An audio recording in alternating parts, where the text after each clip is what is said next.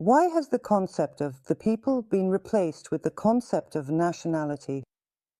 Well, it hasn't actually been replaced. It's just that different terms tend to be used more often in different eras. The term nationality is used when the focus is on self-identification or personal identity.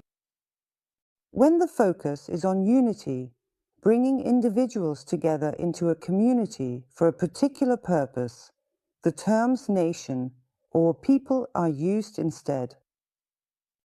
It all depends on the goal. These terms reflect the needs of those who use them at any given moment. At present, some people need unity and cohesion, while others need individuality and separation. Perhaps later they will switch places. You see, these are just terms, but words do matter. The way you use them shows what is most relevant to you right now.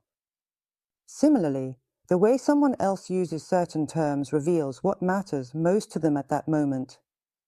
For instance, when politicians use and promote these terms through their official channels, it shows what they consider most important and urgent at that time.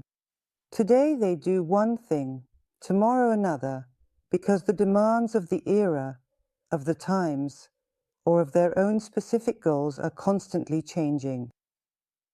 And these very terms are used so that you, perhaps, may become a conduit or an instrument for fulfilling those aims.